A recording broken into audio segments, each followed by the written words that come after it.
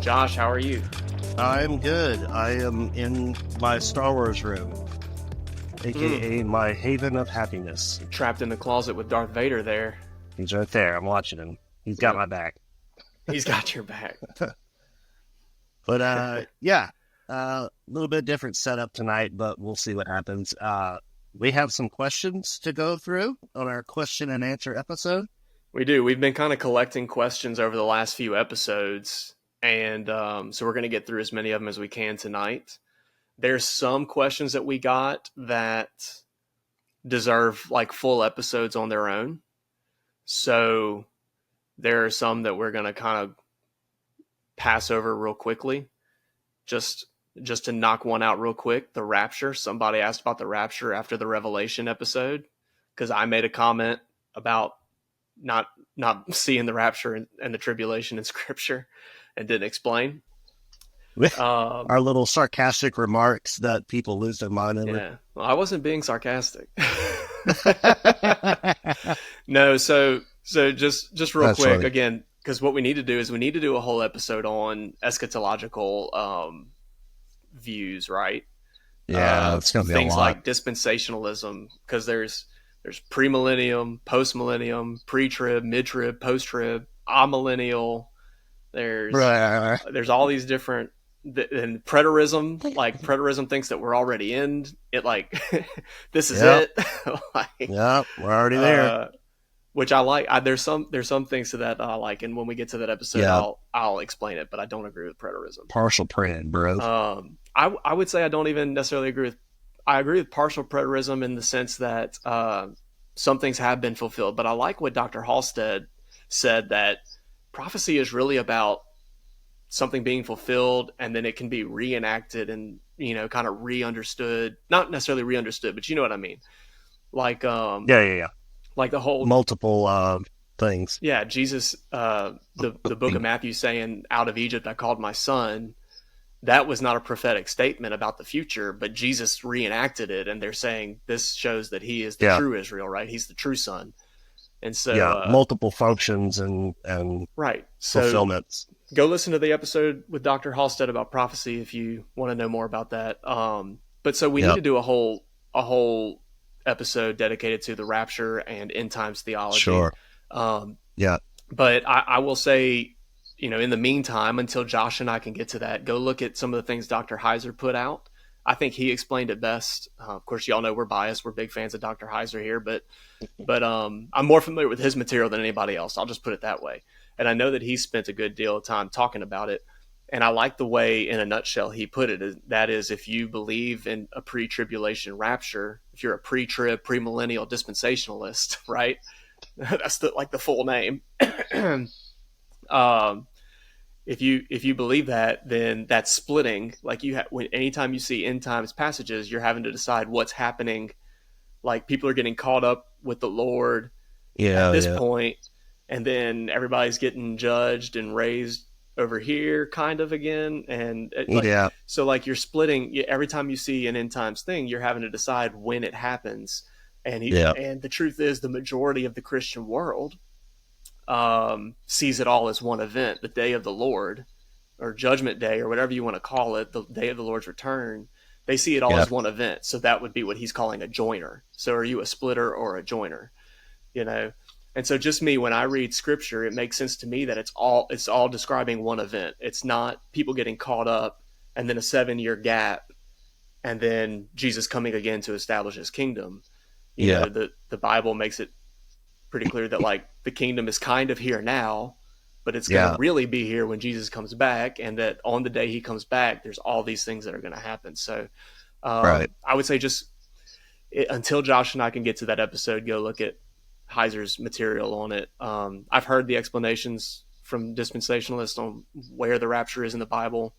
And you know what? The truth is we won't know until it happens, right? I mean, we won't know, and I don't think that it's necessarily a salvation issue in a lot of cases either. So anyway, but just be ready. That idea of the pre-trib rapture really, or dispensationalism in general, got kind of propagated from two things: the Schofield Bible, which is like the first Bible to have study notes in it or Yeah, commentary in it, commentary. and he was a dispensationalist, and so he put that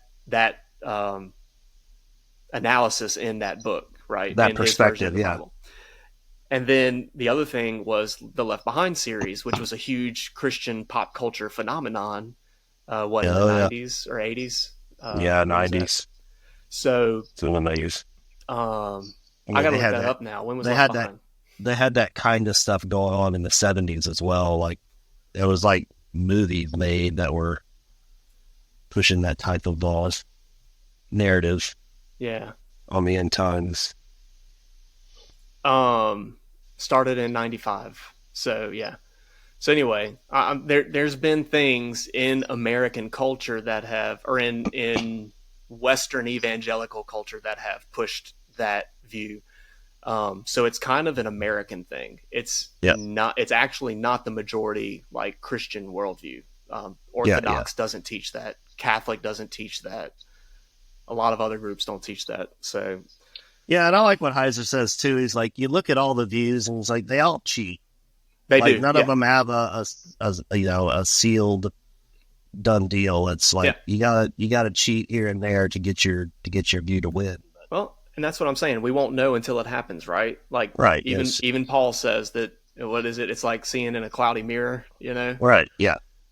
We just won't know until it happens, and in a Right. lot of cases, it doesn't matter. Like, Yeah. just believe, be Yeah. saved right now. Don't wait Yeah. till Yeah. Right. don't wait till then. So Yeah. Who cares which one it is? Jesus is coming back, so so that's the win.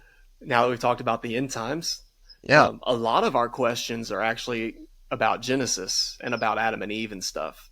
So Yay. we're really going to be stuck in like Genesis 1 through 3, which is not a problem for us. That's where we spend most of our time anyway.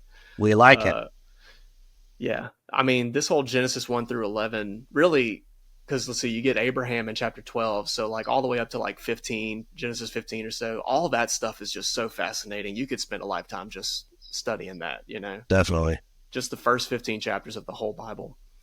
Um, anyway, so Well, what's the let's first question? let's start off with question about Adam and Eve. Yeah. Like I said, there's a couple that are gonna kind of go together here. So this one got sent in a while back. He's asking, was there sin in Adam and Eve before they ate the fruit from the tree of the knowledge of good and evil? Well, And then you might have to kind of help me interpret what he's asking here. He says, and did Eve sin by eating the fruit because she was made from Adam but was a weaker vessel? So I guess the question is like, is she held responsible for her own actions, or does is she she have does she kind have of, less? she's covered by Adam? You know, like, Yeah. would she have been off the hook if Adam had not eaten the apple? You know, eaten the fruit. Yeah, she had a disadvantage somehow. Well, not a disadvantage, but like a defense. You know, Okay. that I don't know. That's how I read it, but maybe that's not what he's asking. So Well, a weaker vessel makes me think of like when Paul calls some of the Romans in Romans 14 weaker Christians because they think they can't do certain things and they hold Yeah. other people to their convictions or whatever. But yeah, so was there sin in Adam and Eve before they ate? I knee-jerk reaction is I want to say no. I don't think there was sin. ding, ding, ding. That's correct. Yeah, yeah. Next question. I don't think there was like sin like growing inside of them and then it came to fruition. I just think they were free to choose. They were made like God, like the gods, to have choice and will and autonomy. And then God presents them with this, here's what you need to do. Here's what you don't need to do. So he kind of puts the ball in their court. And I don't think there was like, when the rule was given, I don't think they were like, oh, no, let's go figure out, what what the bad thing is to do. Let's see if we can disobey him. I don't think the disobedience came until, the Nakash came and started planting those seeds Yeah. of you're going to be you're going to be more like us if you do this, and it almost makes me think, I'm just now thinking of this now, like God said he wanted to make man in his own image, like the sons of God. And I wonder if maybe Satan was kind of playing on that. Like, you're going to be more like us, right? Knowing good and evil. So it's like an even better thing, like God wanted you to be like us. This is really going to make you like us. Yeah, well, it's interesting because if we take it literally, what the text says in Genesis 1, there's the whole confusion about let us make man in our image. Right. But then that's the Trinity. No. That's our other thing that's going to be a full episode on its own. Those vein and Ryan's head start to... That's something that the longer we've done this podcast, I'm okay with people believing that that's the Trinity, but I think I can make a really good case that it's not. Yeah. But again, not a salvation issue. All right. Well, some people might think that we're not saved because we believe that he's talking about. Yeah, but they're not saved.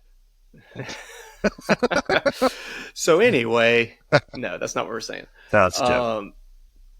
But we've explained that on this podcast already before, so go find that episode, you guys. Anyway, but when he performs the action, it's singular. So the Lord made man in his image, singular. Right. Male and female, he, singular, created them. So, right.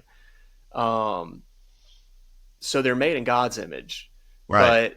But, the King James picks up on this. The word there is in Genesis 3 is Elohim. The devil says, or the serpent says, you'll be like gods. Right. And be so like the Elohim. It is almost like the devil, the serpent, was trying to convince them that there was something more, like to go a step further. Yeah. And I think, all we can do is speculate on this. So I'll kind of give my 2 cents here, but the image you get there is Adam. Adam was told, be fruitful and multiply and fill the earth and subdue it. And he was put in the garden to take care of the garden, right? So he's got kind of this task, this kind of immediate task of like taking care of the garden of Eden. And then he's also supposed to expand the garden so that the rest of the world looks like the Garden of Eden, right? He's supposed to subdue the rest of the earth. And God says, well, it's not good for him to be alone. He needs a helper. He needs somebody to do that. And so he creates woman and presents woman to him. And they're kind of equal partners in this mission, right? Right. And so I wonder if what ran through their minds was like, almost like, man, like we could have a shortcut. Like, look at all the hard work we're doing right now, but look at what the angels are doing. We could have their life if we, or, yeah. You know what I'm saying? Like, it's almost like it was a shortcut, Right. And we talked about this, and when we talked about in Genesis 3 in our other episodes, it's like that speculative idea of Satan holding the fruit, eating it himself. Like, look, look at me. Like, I'm not dying. Yeah. You're not going to die. You're going to be more like us. And that's what God wanted, almost, maybe, in a sense. He could have been saying something. Somebody actually asked us, one of the questions that was sent in was, do angels have the knowledge of good and evil, right? Didn't somebody ask us that? I'm not sure. Maybe so, yeah. So maybe I saw that somewhere else, but I think that the answer to that would be yes, because I think so. The devil was trying to, again, take it literally what it says. After they take the fruit, God says, look, they've become like one of us, knowing good and evil. Right, knowing evil, yeah. And again, we don't think that when God uses Josh and I can make a really good case for it, but that's not what this episode's about. Yeah. When God uses plural pronouns, he's not talking about the Trinity. He's talking about him and the angels, his council, host, right? Yeah. His posse. So like a court, like the king's court, right? He lets all the knights and all the lords and everybody in on his plan. Right. And so So this is the court of Yahweh, or the council of Yahweh. And so he says, look, they've become like one of us, knowing good and evil. Right. So so the devil, the serpent, there's a reason you have to go find that episode. I'm not Right. explaining it again. Right. The devil was definitely trying to entice them. The serpent was trying to entice them by saying, like, we have something you guys don't have. So Right. you could take a shortcut to be like us. Right. Right. And I think that's kind of like what I just thought. I never thought about it this way, but maybe there could have been some sort of, and kind of aside the question, but it just made me think of it, like him implying like God wants you to be like us. Yeah. Right. You were made in our image. Right. And this is going to help you, like you were saying, like a shortcut. This is going to help you get there. Right. Because like I've always heard, like you say, oh, well, God is trying to keep you from being, your that he was withholding, and he's being crafty oppressive and evil. And I think he was probably like an angel of light. Like, look, this is going to help you. Yeah. I'm trying to help you. Like, God Definitely said he wanted you to be like us. This is going to do it. Like, for real. And they were like, oh, yeah. So it was all, it could have been like, in their minds and in their hearts, they were thinking maybe, this is a good thing. Maybe maybe this is a way that we could do this, And it wasn't like, oh, we're going to disobey God and we're going to go behind his back and we're going to do what we want and, our autonomy, and we're going to be our own God. And that's possible. And that's the way I've always been brought up to see it that way. But maybe it was a little more nefarious on the serpent's part of like, oh, I'm going to make them think this is a good thing. Yeah. Well, and I think, we can also speculate on what the devil's, what his motive was, and the best explanation that I've heard is that he obviously hates the Lord and was in rebellion and was trying to establish his own throne. Yeah. And so he can't hurt the Lord. So what's he going to do? He's going to try to kill Adam and Eve, right? And so he knows that the penalty for them eating it is death, right? Right. And so, then you get into this whole domains thing that he's cast under the earth. And it says that anyway, let me find, I have Genesis 3 right here. But yeah. So to answer this question directly, was there sin in them? So I don't think so. There's two things that people can confuse here. Like it's not a sin to be tempted, right? Like, right. Even the devil tried to entice Jesus. Like that's not sin in itself. The action is sin. Now there's one point in the Gospels where Jesus says, obviously, like it's not just what you do on the outside, it's what you do on the inside, right? So, if you can commit adultery, but you can also look upon a woman lustfully. You can kill somebody, but you can also hate them in your heart. Yeah. So, that to me is, you can be presented with evil and think about it and it not be sin, right? Like, I definitely think Jesus was thinking about the stones being turned to bread and how good they probably would have been because he was hungry. I don't think that's an evil thing. I don't think that was sin. Obviously not, because he's Jesus. But I think the festering idea and the desire and the want and the lust for it, which produces the action, is the match that lights the fire, Yeah. But yeah, so, it's, at what point is it sin, what? Right. Well, and we know that, you can get all philosophical and all with it, but it's really simple. Like, Eve acted on a thought that she had accepted, right. So was, if you want to split hairs and say, well, it wasn't a sin and they didn't rebel until they actually ate the apple or they ate the fruit. And that makes me think of what Paul said about taking every thought captive. You're going to have these thoughts.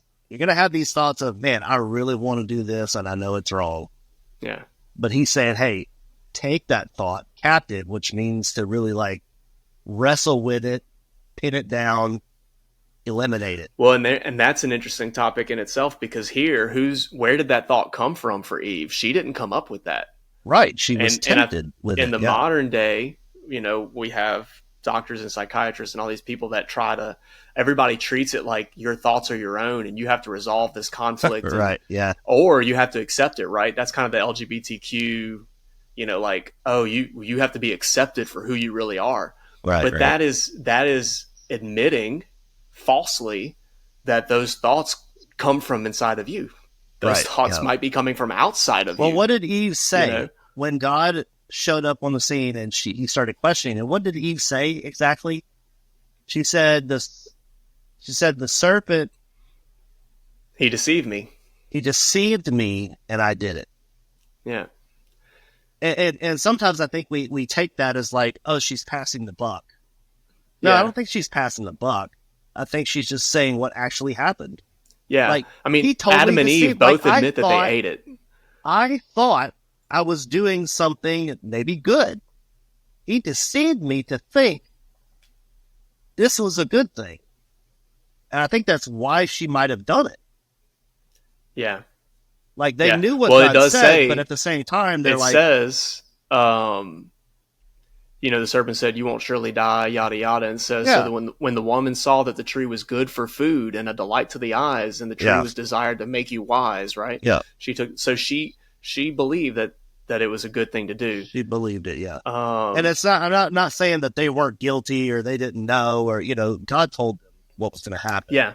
Well, this kind of gets into like, what is sin, right? Which again, this could be a whole thing on its own. What is sin? But right. A lot of people in the modern day, we have this idea that like we focus on the actions, like the world, kind of the whole world is a courtroom and we're standing in it and God's the judge and he's going to say, you're accused of this, this, this, and this. And you're guilty, boom. Like that's kind of how we see it. But like the more consistent, not saying that's wrong, but there's a consistent theme in the Bible that sin is a force that acts against us, that has a will contrary to us and to the Holy Spirit.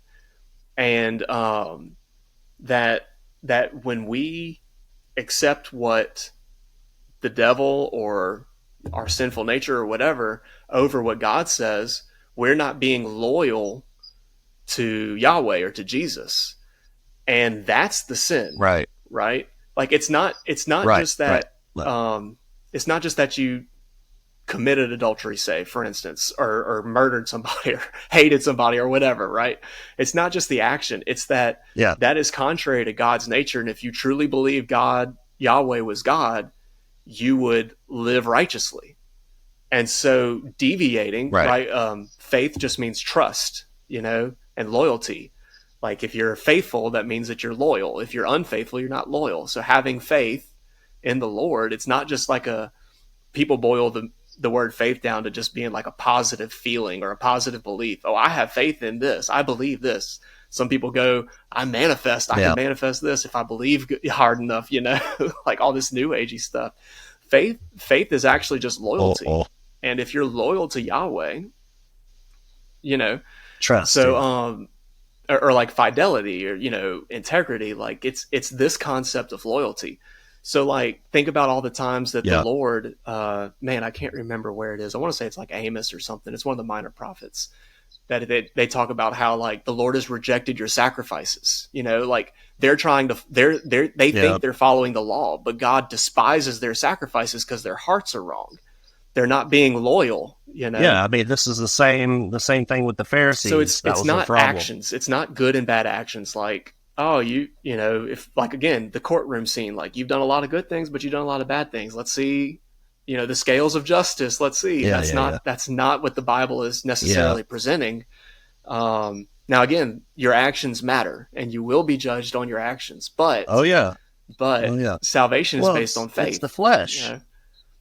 So right, yeah, and Paul talks about he's like our flesh is the issue. Like these bodies, these physical bodies are a problem.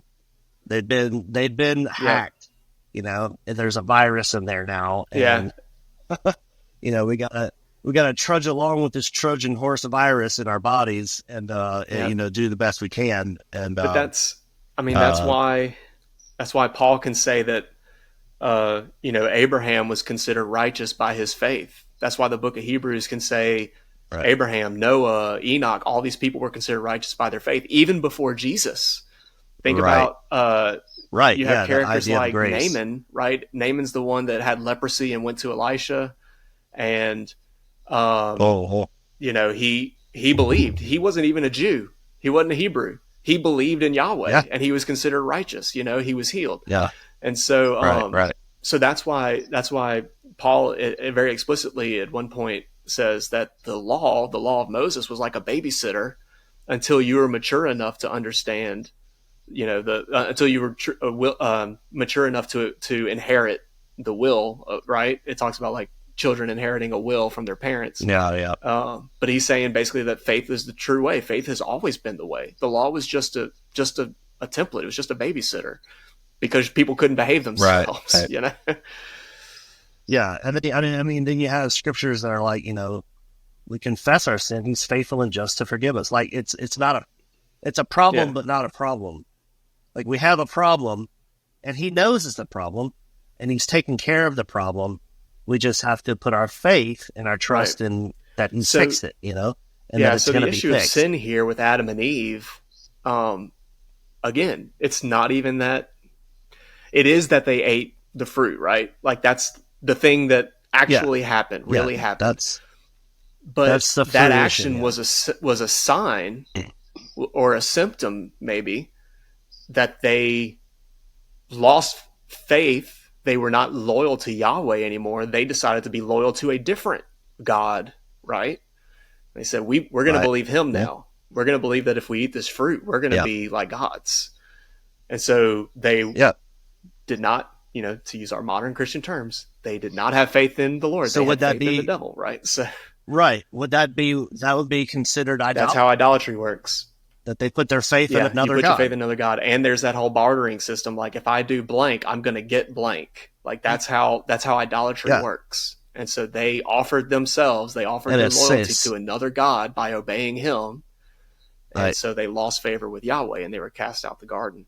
Um, Yeah. And Satan is yeah, a God. yeah, and Elohim. So, yeah. Yeah, that's how idolatry works. So, Next well, the question. second part of this question was about what did Eve sin. So there is stuff in the Bible about personal responsibility. I think it's in Galatians. It says everyone's responsible for their own actions very clearly. Oh, yeah, Um, definitely. and it's Oh, funny. yeah. I've been reading the Book of Jubilees a lot lately because I was curious, and we need to do a whole episode on that. Let's go. But it's interesting.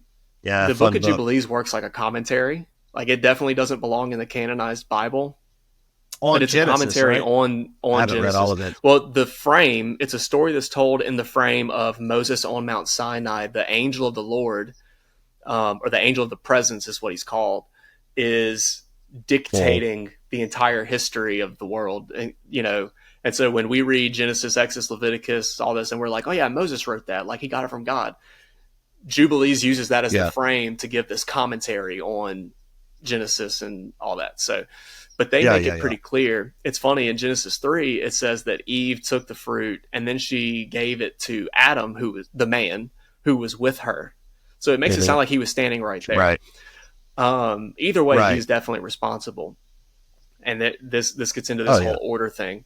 But in the Book of Jubilees, they're again, it's a commentary. It works like a commentary. So their Right. tradition, they explained that Eve actually felt shame from eating the fruit and covered herself before she presented it to Adam. So it's almost like Well, they're kind of like, yeah, she was responsible for herself and Adam was responsible for himself. So it's kind of interesting the way that they break it down. It's almost like they're yeah. both responsible. It was two separate things. Um, Oh, yeah. but Yeah, it was. and then you have stuff like Paul. It kind of explains maybe what mindset Paul was in when he talked about, Eve was the weaker vessel and she was the one that was deceived, not the man, and she'll be redeemed by Yeah. childbearing. And so people hate on Paul. They say that he's a misogynist and all this, uh, but this is kind of the mindset that he's in. Like, no, she was deceived, and then she's the one Yeah. that seduced Adam, right? Like, Well, she right. presented it And to, there's yeah. something interesting there that the only reason I picked up on this is because I listened to Lord of Spirits, and they're Orthodox, and they still have that whole priesthood and model and Right. Yeah. what's it called, the sacraments. That. So think about Right. Adam. Adam in Genesis is set up as the king priest on earth. He is God's image on earth. He Yep. represents, so like, again, something that's interesting in Genesis is um, Adam is given authority over all creation, but the symbol of that is him naming the animals. And this happens in Sumerian literature Horrible. too. Like in some of the I don't remember the name of the king, but the first king in the Sumerian epics, the creation stories, he names all the animals, and it shows that he had authority over the animals. So. So Genesis does the same thing. Um, Yeah. I'll have to find a source for that so we can explain it later, because somebody's going to be like, "You're making this up." But anyway, Well. so he has authority over all the animals. Again, Jubilees says that the angels are the ones that brought the animals to Adam and presented the animals to Adam, and he gave them all names. So you kind of have this like, king again. Like think about like king in a court, right? Like He had yeah. So authority. Yeah. they're bringing and presenting the animals to him, and it says that a suitable helper wasn't found. Um, Okay. and then God made Eve out of the woman out of the rib, and God himself presented. So you kind of have this bridal image that the father presents his son with the bride, right? And Right. and so the Jubilees very clearly says, and Adam knew her, and then said, "She will be my wife. She'll be called my wife because she was taken Oh from yeah. me." So Yeah. yeah, so like it Consummation very clearly happened says quickly. he knew her like immediately. uh, It was like, yeah, holy crap, let's do it. but he needed a suitable helper in order to fulfill the commission that God gave him to manage the garden So and subdue multiply. the Yeah. earth and multiply. Right? It wasn't good for him to work alone.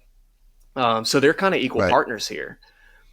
Well, so Right. Adam has authority over the animals, and they were presented to him, and he's acting as the king and priest that mediates between creation and the Lord.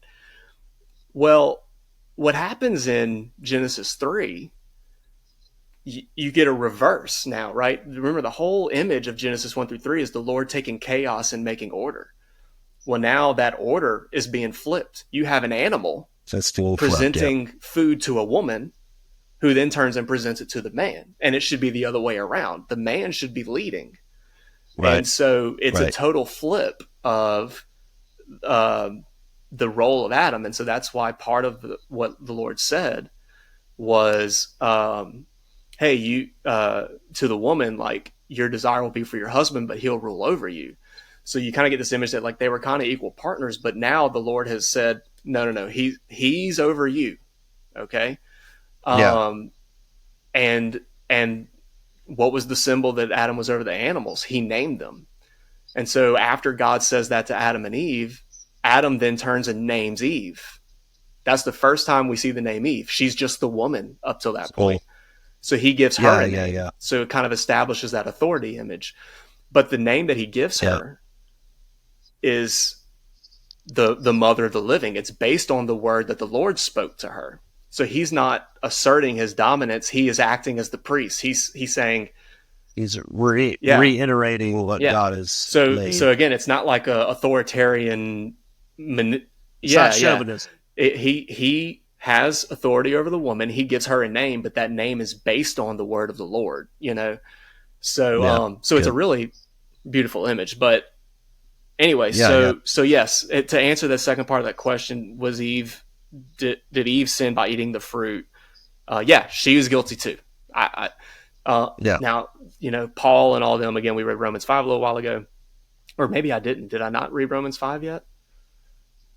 Oh, so sin, Romans 5:12, therefore, just as sin came into the world through one man and death through sin, so death spread to all men because all sinned.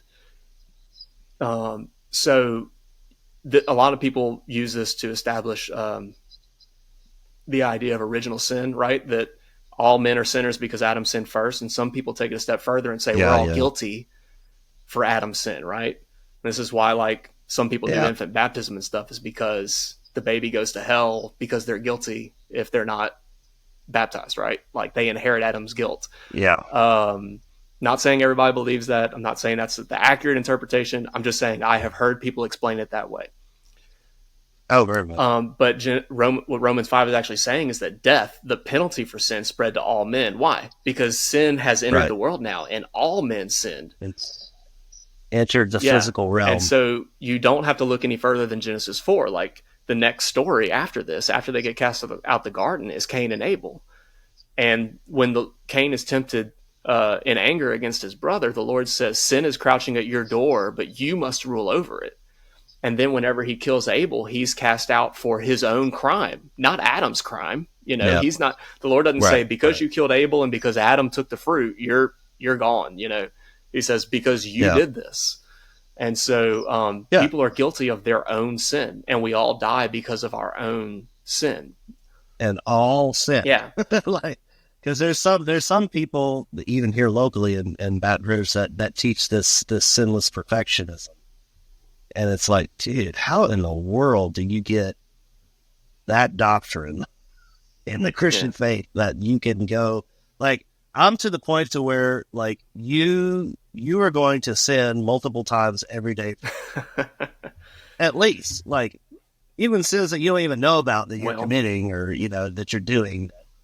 Like, that's the whole necessity of the gospel.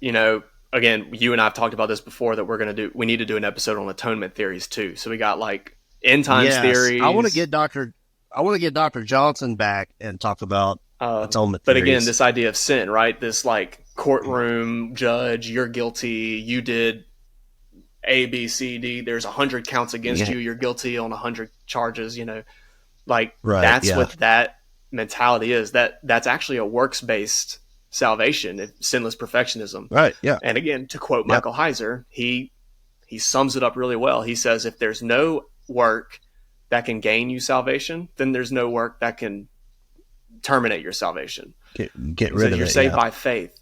And so, again, it's this idea of sin. Does sin mean every little, immoral thing that you've done? No, it's because when you commit immoral deeds, or say sinful actions, it's not the action. It's because you're acting out of line, out of order with the character of Yahweh. And if you remained faithful to Yahweh, you would act like him all the time, and you would do what he wants. Right. So when you lose faith with Yahweh, you act like you, or you act like the devil. Right.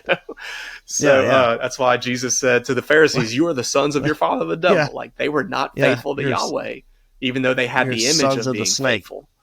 He called them a brood of vipers, bro. That's like sons of the snake. They would have known who the snake was. So sinless perfectionism, maybe that's another one that we got to do one day. That and like predestination and all that stuff. That'll be easy. But yeah, it's not about nitpicking every little action that you do. Like, when Christ died on the cross, he destroyed the power of sin, and he redeemed us from the penalty of death. And so now we are saved by faith. We're saved by being loyal to Yahweh. That's why Romans 10 can say, if you confess that Jesus is Lord and you believe that he rose from the dead, you're saved. That's all it takes. So it doesn't say like, and then never sin again. Like, it's it's like, no, believe. Yeah, as long as we're in this body, there's going to be sin. Yeah, no matter how holy and how much you pray or how much you read your Bible or so I think anything. I think the caveat to that, because again, Paul talks about greasy grace, right? Does that mean we can go on sinning? No, grace. We can't go on sinning. Right. and It's not an excuse. James talks about having works and all that. You do have to have works. Josh, are you okay? Sorry, I fell over. My soul fell. Oh, that's funny. I'm okay. I'm still here. But this idea of works, right? Those works are because you believe. It's funny because James makes it like, James has like a drop mic moment, and I think people don't realize all the time what he's saying. But James 2, he says, you say some people have faith and some people have works, and he's like, good for you. Even the demons believe. Yeah. And so he's like, but the point he's making is that the demons can't have good works as fruit of their belief. They're completely corrupt. Whereas humans, our faith should produce good works. And this again is my issue with, a minute ago I mentioned like accepting your true identity. Oh, you're really a woman, or you're, you can cheat on your spouse with this person because you're really in love with Yeah, them, yeah, or yeah, yeah. whatever you have, Excuse, yeah, like those are kind of sexual. Like, what about, like, I can steal that guy's money because I deserve it, like, there's yeah, yeah, whatever yeah, you come up with. yeah. Uh, that is showing that you are acting. Dang, I kind of lost my train of thought there. Coming up, I was working so hard to come up with Unconverted. examples. It's not a renewed mind. Yeah. Um, yeah. Um, Well, but anyway, what's your works are coming out of your. Oh, I was saying that we coming think out of that your those are faith? coming out of us, right? Right, right. Um, yeah. So anyway, you're my thoughts just left my brain. We're gonna have to edit this Yeah, part out because that was funny. that's okay. Uh, anyway, Well, you what's the next yeah, we question? got to move on. Go! It's been 41 minutes already. 40 minutes already. All right, so now we got to speed round the rest of these. But I Yeah, feel yeah. like that laid a Let's good run through them. frame for the That was rest of good. these. Yeah. Uh-huh. Was God not enough for Adam since it wasn't good for him to be alone? Do you think he felt lonely? Do you think he felt alone? Um, would he have sinned if Eve had not been made? So this is speculation galore here. Uh, Yeah. and now we got to go Okay. quick because What? we spent almost an hour on that other Yeah. other question. Okay. What was the first part? Did he feel alone? Was that what he said? Well, it's Oh, saying, was was God God not not enough? enough for him? Well, of course, no. God is always enough. It, I don't I think, I don't think Adam even felt lonely. this almost I don't think, I don't know where this question's coming from, so I'm not trying to pick on our listener. Actually, I know yeah, yeah, yeah. he's we know who he is. He's a good guy. Yeah, yeah, yeah. so Yeah, yeah. He's a so good guy. I'm not like making fun of him, but this No, no, no. when I first read this, it kind of gave me like a high school ministry vibe, like, you don't need to be in a relationship. God's enough for you, And so I don't Hallelujah. know if God's that's my where this is boyfriend. coming from, but No, I don't think so. that's I not the think it was context that Adam was in, obviously, right? Like, right. Yeah, it had to do with a helper. he had a Uh, commission that was too big for him, and God's design was for him to have a partner. right. I don't even think Adam was like kicking rocks and being emo. I don't think he was I don't think he was lonely. I think God. I mean, it says that God looked at him and said, "Hey, you know what? It's not good that you're alone." Actually, that's a good point. You're right, because he was busy Like working. Adam never said, "Oh, I'm so lonely. I don't have any." I actually He said he didn't find a helper within the animals. He was probably like, "Yeah, I'm not good with these." Yeah, But and so basically, what happened was none of the animals were sufficient to help him fulfill the mission that God gave right, him. Like, the he's mandate got to of tend to the garden, and he's got to subdue the rest of the world and multiply and fill the earth. And right. And it's giraffes aren't going funny to help that with that. Like, no, they're not. The Nephilim take care of that later. no, God. Yeah, God declares to Adam. He tells Adam, "Hey, you know what? It's not good that you're alone. You need somebody to help. Yeah. Like, to be able to do what I'm calling you to do, I need to equip you with what you." Yeah, I heard when I was younger, when I was in high school, I heard some really good advice that is exactly what you're saying. Almost, this is kind of, it was relationship advice. It was in the context of dating, and he basically said, like, instead of looking around and trying to figure out who's the right person for you, you put your head down, work hard, run hard for the Lord, and Right, eventually you're going to see somebody running next to you. And right. and some people kind of use that as a cop out. Like, I know it can be taken wrong, but the point, I think, it goes along with what you're saying, that Adam had a job to do, and he was faithfully doing his job, and the Lord said, "I'm gonna give him a partner." It's not Yeah, good for him to do yeah, this alone. So, yeah, yeah, no, I agree with you. I don't think that Adam felt any kind of deficiency. I think that it was the yeah. Lord's design for him to have a helper. Yep. Next question.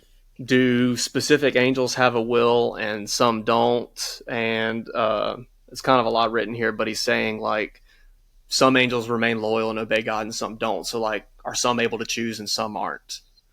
I think is what he's saying. Do Yeah. specific angels have a will and some don't? No, I don't think so. I don't think that some angels are like, you know, pre-programmed to worship God and they can't do any other. That's obviously not the case because we have Elohim and angels or whatever you want to say, like disobeying. So, I mean, we're not told, but I would assume that they were all created, you know, within their species of having all the same capabilities and all the same capacities to do what they do. Yeah. That like of this group of beings can choose things and desire things that are evil, and this one can't, and they're locked in. I think God created all things that are, sentient to have a will. Yeah. And to be free, like he is, to be autonomous in a certain way to go one way or the other. Yeah. I think kind of like we were talking about the plural pronouns earlier. God saying, "Let us make man in our image," and in Genesis 3, He said, "Look, the man has become like one of us, knowing good and evil." So, I think that there was a similarity that all the sons of God, all the divine beings, whatever you want to call them, that there was a similarity in how they functioned, right? And the humans had some similarity. Like if you saw a Venn diagram, like angels and humans have some similarities with God, and that ability, that free agency is part of that. You were using the term free agency earlier. So angels have the ability to choose, just like humans, to be loyal or not. And some of them chose not to be loyal. Right. So, and by definition, they're not going to do that perfectly because they're created. And it's almost like anything that, I don't know if this is right in my mind, it might not sound correct, but anything that's created is not perfect. Does that make sense?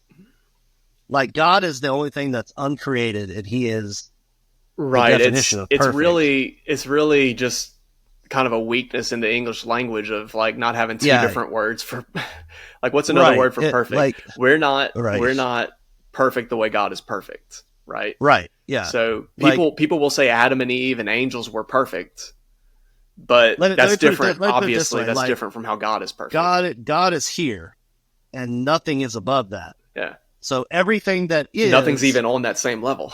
Right. Everything that is has to be below. Yeah. Whether it's like a little tiny bit below or like way down here, like everything is below Him. Yeah. Well, and in this question, the way it's written, they're saying do specific angels, and he says like distinguishing between like seraphim, sons of God, the messengers, like so that would be Malak or Malachim. Yeah. So don't get confused. I would just say on this note, is each one of them programmed differently? Yeah, so don't get confused with the different words for what, like sons of God is like just a general term for all these things. Angels is our modern English word for all these things. Elohim. So Elohim would have been another one. Elohim is even more broad because it could mean dead humans, demons, the Lord God, anything that's spiritual in nature, anything that's disembodied, anything that's a living disembodied being. So don't get mixed up with all those terms. Like seraphim, the only one that really that's actually in the Bible that I think needs to be distinguished is seraphim and cherubim.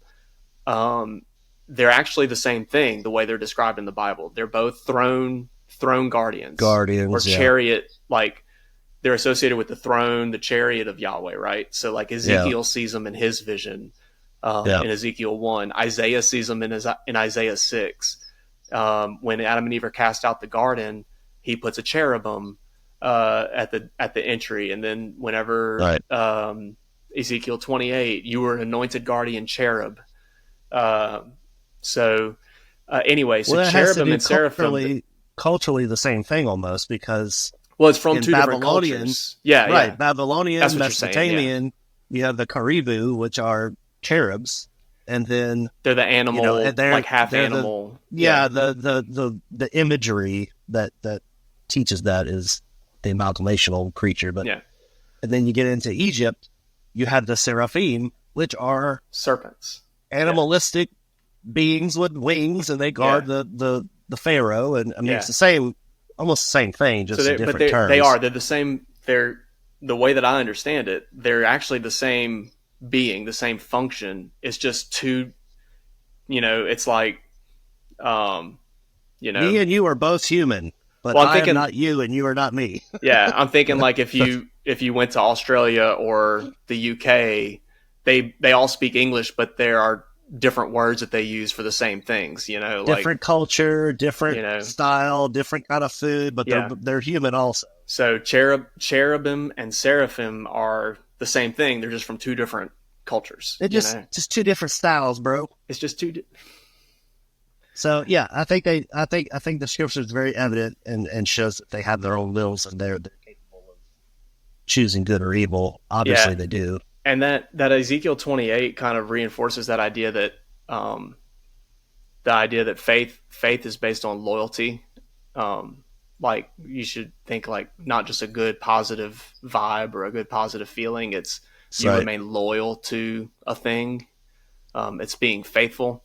So the way that Ezekiel 28 says it is, you were an anointed guardian cherub. I placed you. You were on the holy mountain of God in the midst of stones of fire. You walked. Stones of fire is another term that gets used sometimes for stars or for angels. You were blameless in your way. So there's the word blameless. It's not, that's what we might call perfect sometimes, right? Right. You were blameless in all your ways. You weren't guilty of anything. You couldn't be blamed.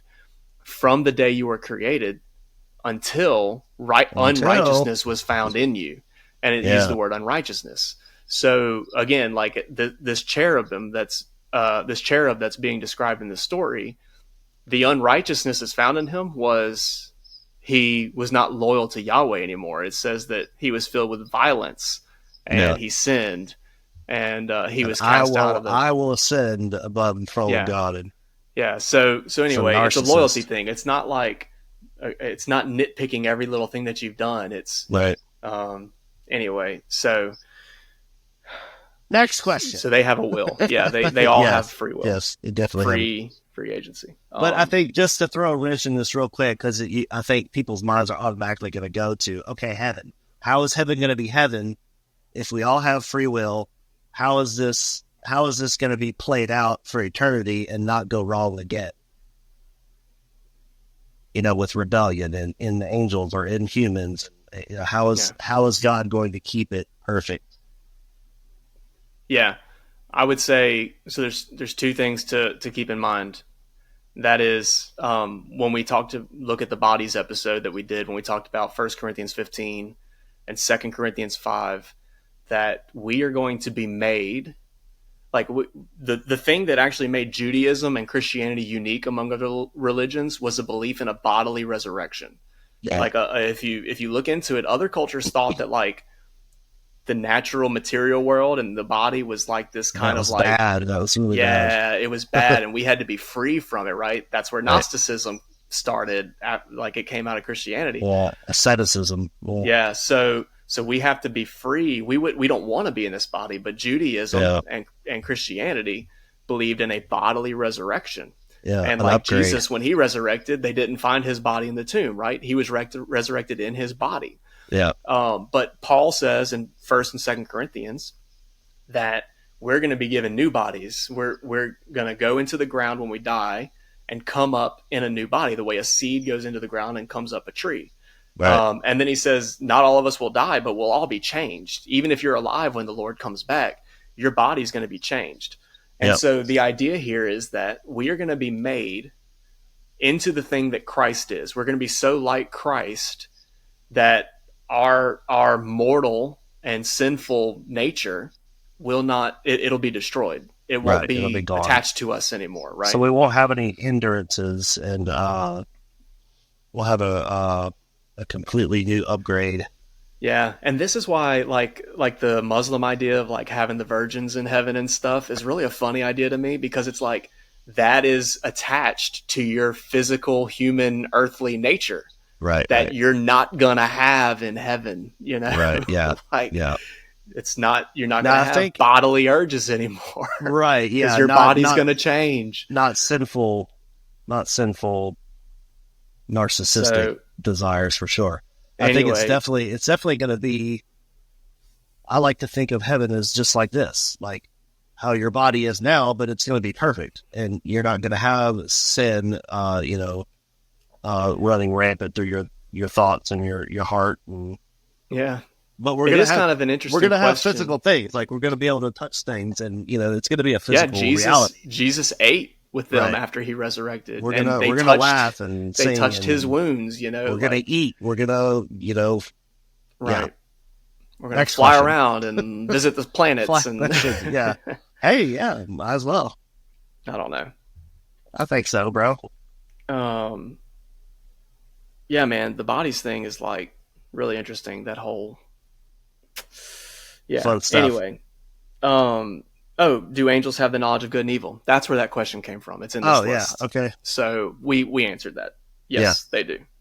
Yeah. Um, and again, knowledge of good and evil, it doesn't necessarily mean like how we would think of like righteousness and wickedness. Like Right. it You're not doesn't in. mean Doesn't mean you're indulging in evil. yeah. You It's just have a there's two knowledge of it. it's a well, it's kind of an idiom for just general knowledge of everything. Right.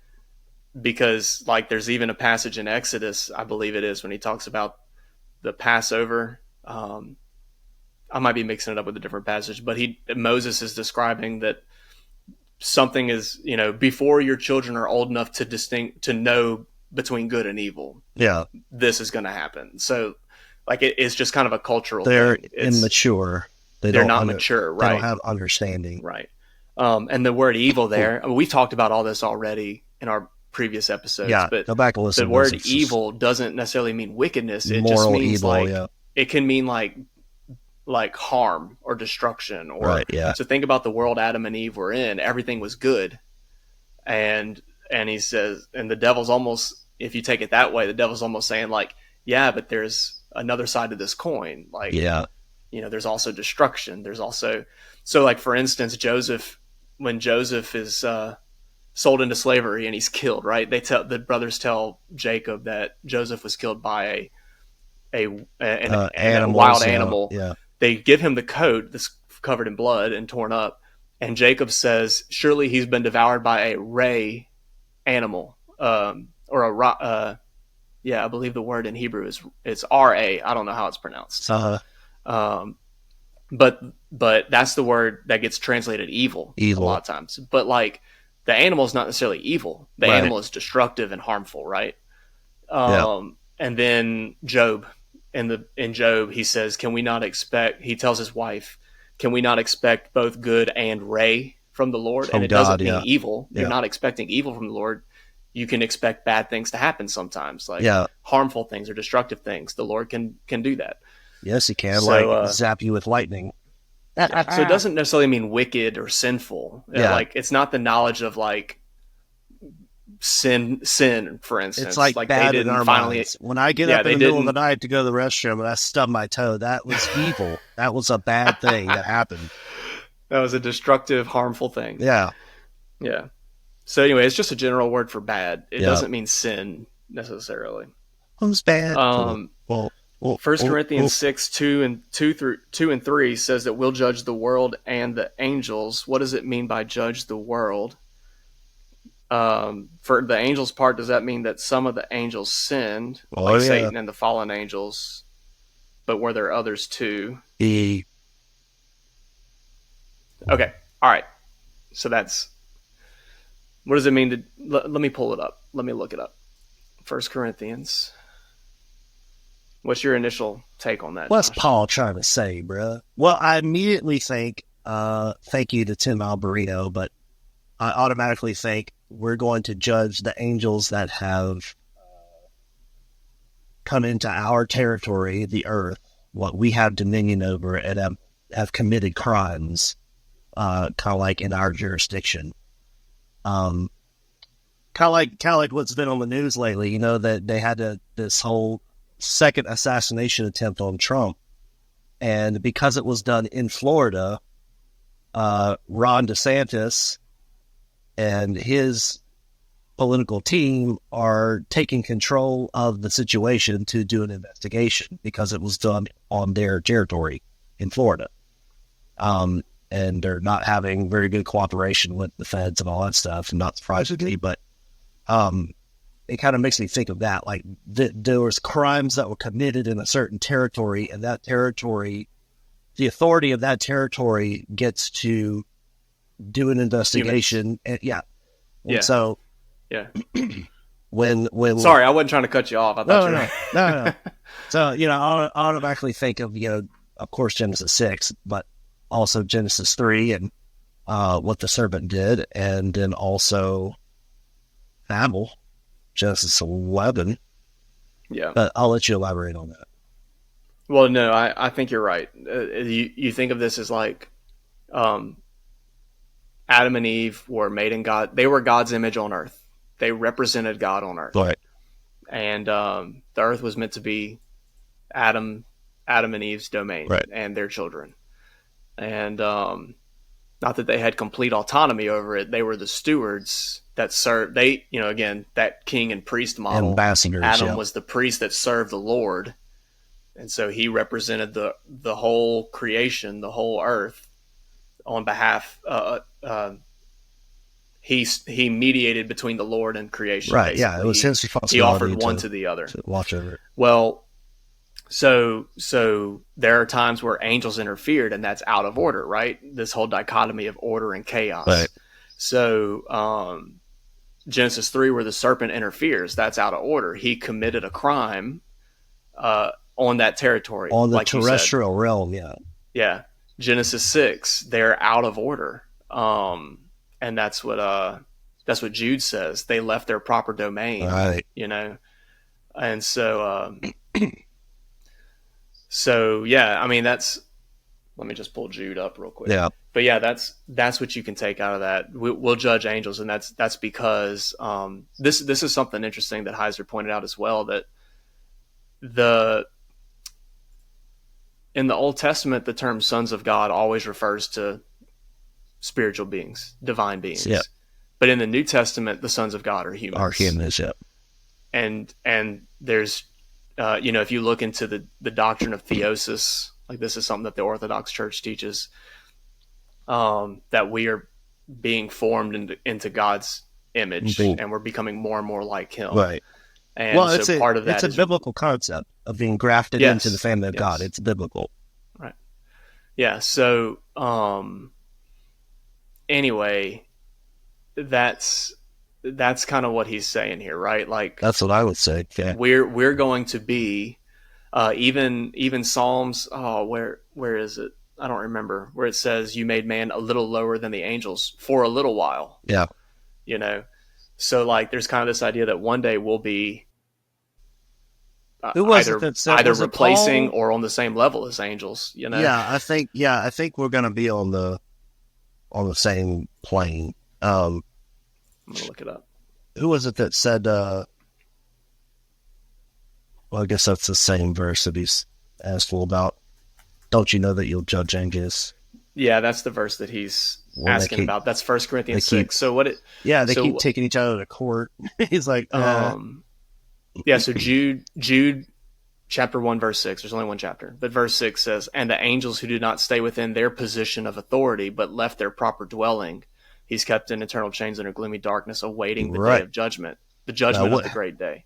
What angels are those? And so 1 Corinthians 6, Paul is saying, "Do you not know that we are to judge angels?"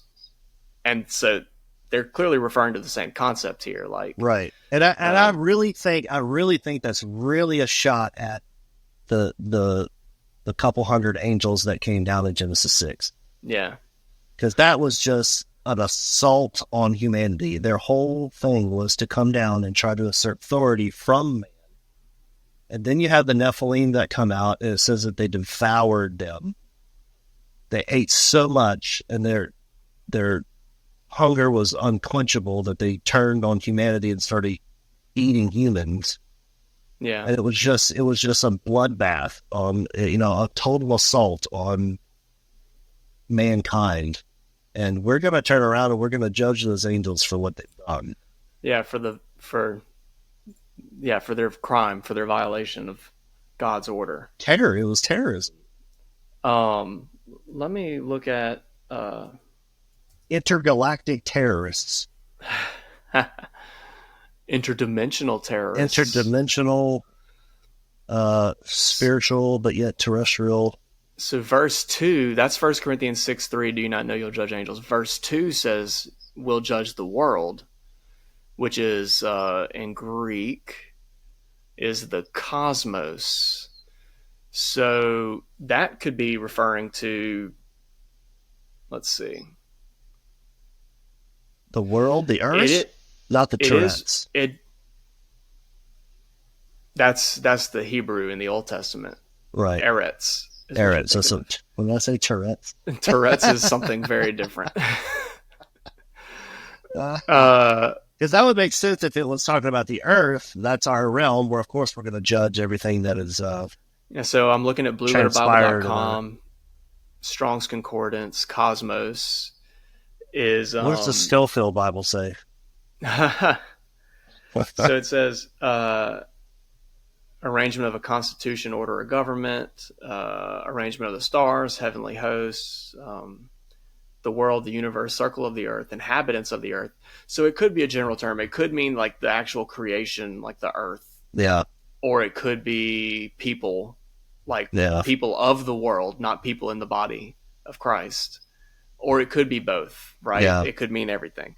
I would tend to lean toward just the earth because that's our domain. That's what we have given authority over. Well, and it could refer to people who are in the kingdom of God and are considered righteous and are put in that position. And again, the idea of judgment here, again, that courtroom thing, like we think of sin and judgment as, here's everything that's ever you've ever done, good and bad, all and evil. You're a bad person. It's like y'all seen the show The Good Place, you know? It's like, oh, you're a bad person. You go to the bad place, like. But a lot of times in the Bible, now a judgment is just making a statement about something. Well, so in this passage, it's directly paralleling. Let's see.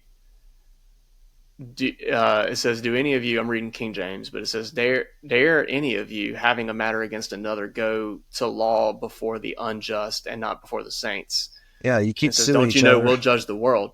So judgment by the saints is meant to be a thing here, not judgment by the sinful world. So there is kind of this legal aspect to this. Well, yeah. But there's kind of a broader understanding of judgment in the biblical narrative, and that is setting things back in order, right? Right. So like again, Jude, we were just talking about the reason we're judging angels is because they got out of order, you know, and they introduced chaos.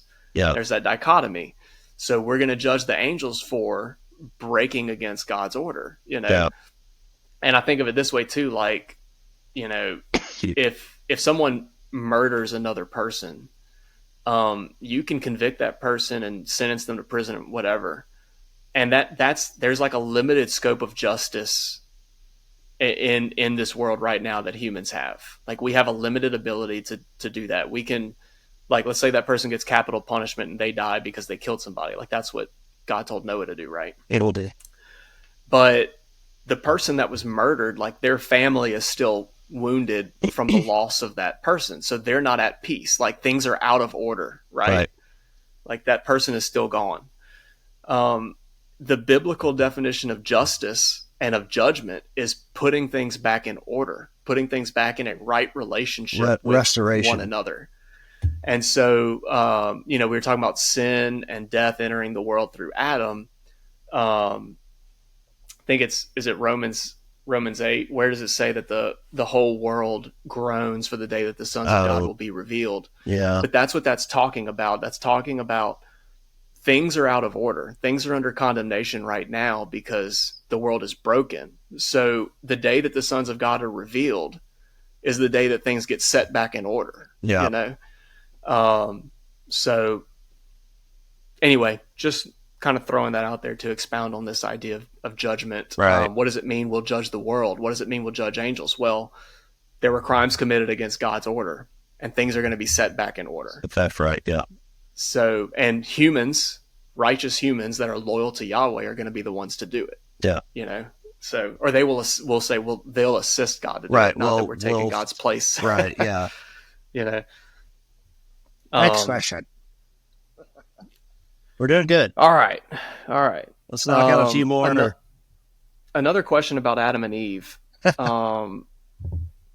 was the idea of conditional immortality. Oh, yeah, we talked about that before. Well, I think that we've talked about it a little bit, but we've never addressed it directly. Well, and so there wasn't a whole lot of details with this question, so we can answer it the way that we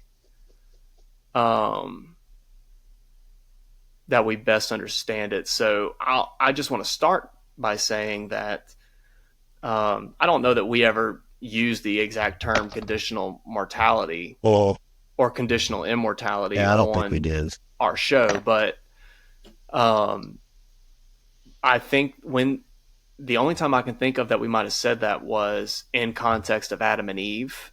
Yeah. Or maybe, and it could have been angels too, because like Psalms 82 says that the judgment part of the sentence, they'll die like men, right? But I think in the context of Adam and Eve, we were speculating, were they inherently immortal? Did God make them immortal? Yeah, to live forever. Or were they dependent on, because you have Tree what of you life. have is, Tree of life. Yeah, they have access to the tree of life. They're living in God's throne room, like they're living in God's tabernacle. You know, they're living in the Garden of Eden, the house of God.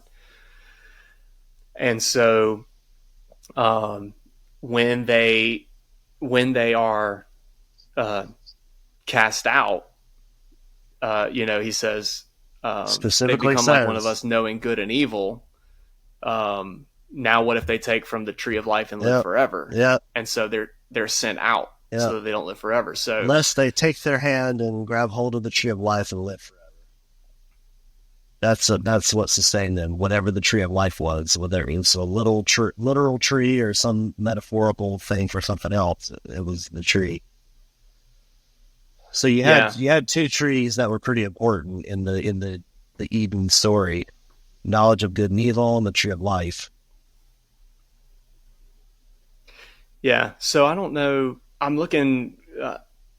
I just pulled up Got Questions. It was like the first. Oh yeah. It was like the top result. That's good. That's a good sign.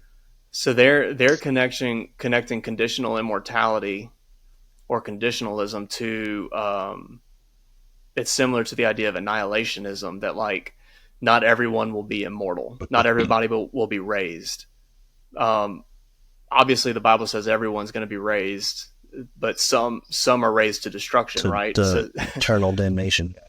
That's part of the thing. That's part of the interesting thing. I think we talked about in the bodies episode that like some people think that like resurrection is a reward for good people, for righteous people. The Bible makes it seem like everybody's going to be resurrected. Yeah. And then there's going to be a judgment based on, what you did in your body. Yes, exactly.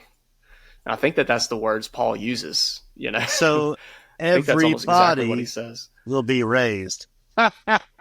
Get it? Everybody? Everybody? You're just explaining what the word means. Everybody will be raised. Yeah, and then the whole annihilation thing, like that was something that I was taught was, not correct, but I mean it still fulfills the. Okay, so still reading Got Questions. It says conditionalists believe the Bible teaches that human beings have been mortal ever since the fall. Oh. In his fallen condition, man is incapable of living forever. They lost immortality when they sinned. That's kind of what I was taught was Adam and Eve were perfect, and then they were made imperfect when they sinned, and they lost their immortality. Okay. So maybe I wonder if our friend that asked this question, because I know he's a consistent listener. Well, So I wonder if what he's asking is, so like obviously the human spirit is immortal, right, okay? right. Like, so like for instance, I was watching a video today. Somebody was debating with a Muslim, and he was saying like, "Can God die?" And I said, "No, God can't die." Well, was Jesus God? Right. Yes. Did Jesus die? Yeah, his Yes. body died. Yeah. Then yeah. So the Muslim was like basically gotcha. Like obviously God can't die, so Jesus couldn't die, so he wasn't divine or Yeah, whatever. yeah. He wasn't God. Cool. So, but it's like no. Well, you got to define what you mean by death. Like, what do you think happens to you when your body dies? Your spirit goes on Right. somewhere. Yeah. You Okay. never cease to So exist. okay. So I think that that's how this is connected to annihilationism. It's saying that it sounds like when a person's body dies, if God doesn't raise them when He returns, they just stop existing. Oh, Okay, so like, no, I don't think that that's true. yeah. Everybody is raised, and everybody's raised in a body, and some people are people who are faithful Well, to there's Yahweh even a are scripture that go with Yahweh, and people who are faithful to the devil go where the devil look up goes. the That's scripture that says like they're resurrected because there's things that they've done inside their body, so they have to be inside their body to be judged of what they did. And so there's a scripture about that, like the things that they have done in the body. I just don't know yeah. where Let's it's at. see. Somebody find it for me.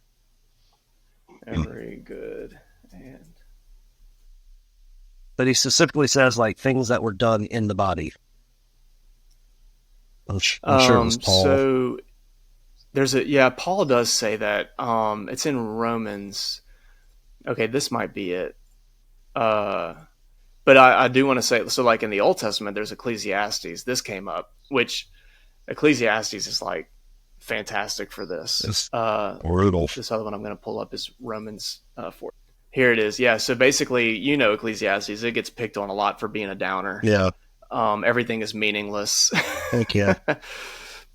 He actually says in there in one point, who can prove that the spirit of a man goes up and the spirit of an animal goes down? So like, interesting that, animals have spirits. That's something that people talk about all the time. It was a Ask part of about. PETA. But he says, he ends the entire book, verse 13 and 14. He says, the end of the matter, all has been heard. Fear God and keep his commandments. This is the whole duty of man. You have two things you got to do. Fear God You and got keep his two commandments. jobs. And then verse 14 says, for God will bring every deed into judgment with every secret thing, whether good or evil. Yeah. And so then you have Romans, let's see.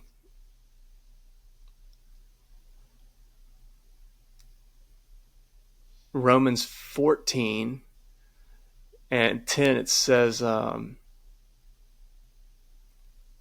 think this is the one that I was thinking of. But it says in verse 10, why do you pass judgment on your brother? Or why do you despise your brother? Yeah, that's the chapter where he calls them weak. Yeah, we will all stand before the judgment seat of God, for it is written, as I live, says the Lord, every knee shall bow to me, and every tongue shall confess to God.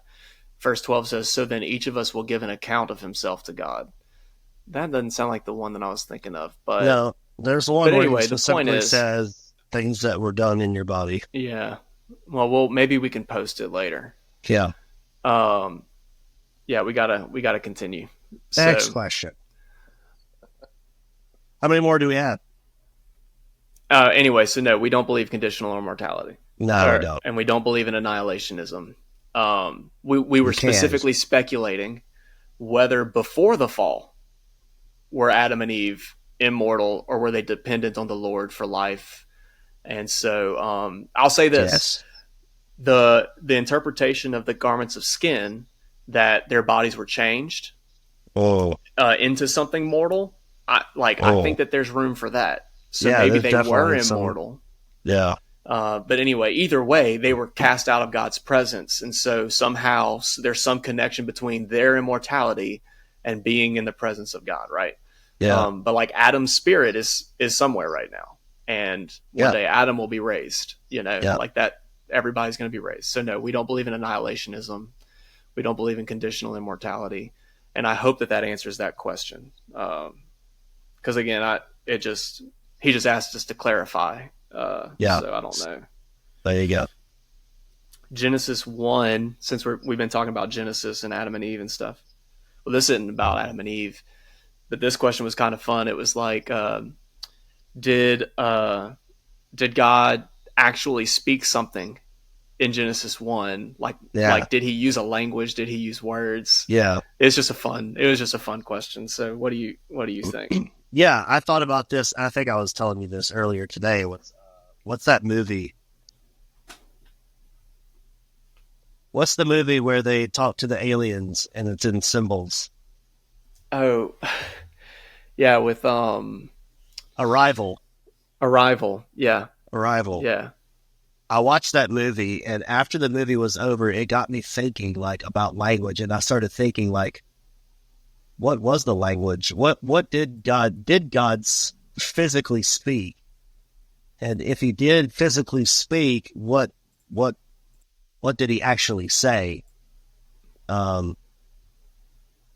Which I know there's, God isn't a man, Yeah. and he's not in a physical body. He's spirit, but then again, I think spirit is a little more physical than we think. I think the spiritual realm is a little more physical than ethereal. Well, not physical in the material, tangible sense. You mean that it's not like it's supernatural. It's not. You mean that it's natural. It's part of our world that we live in. It's not. I mean that angels are spiritual beings, right? Yeah. They're spiritual beings, but yet they come in human form to the earth. They're not like a wind. You know what I mean? Yeah. Like they have bodies. So when they're not talking to people, they still have to be somewhere, right? Right. They're physically they exist. The fourth dimension. Right. They exist or the fifth or sixth dimension. In the physical realm, but they're spiritual in a sense that they're beyond the physical. They're supernatural. That's where the term supernatural comes from. They're natural, but they're super. It's like Superman. Yeah, I mean, think of Superman. He looks like a human. They're natural, but they're like super. They're like super duper natural, bro. No, but I mean that's where the whole like idea of like the Superman came from. Like the whole story of Superman in the comic book was it was based off of the Old Testament. Like the guys that wrote that story they were both Jewish. I think they had a deep understanding of what Elohim was. And they in their, I think it was Ecclesiastes where it said God put eternity in the hearts of man. They had a desire in their heart, like how do we write a story of a savior, and they ironically came up with this idea of somebody that looks just like us, but yet he's not from Earth. He's from another place. He's physical, but he's beyond physical. He can't be hurt. He can't feel pain. He can't that's how I see the spirit world now. I mean, after our interview with Tim Alberino, I really started thinking about that a lot. We talked about what's his name going up in the chariot, like taken up in the whirlwind. Elijah. Yeah, Elijah. Like he physically went away.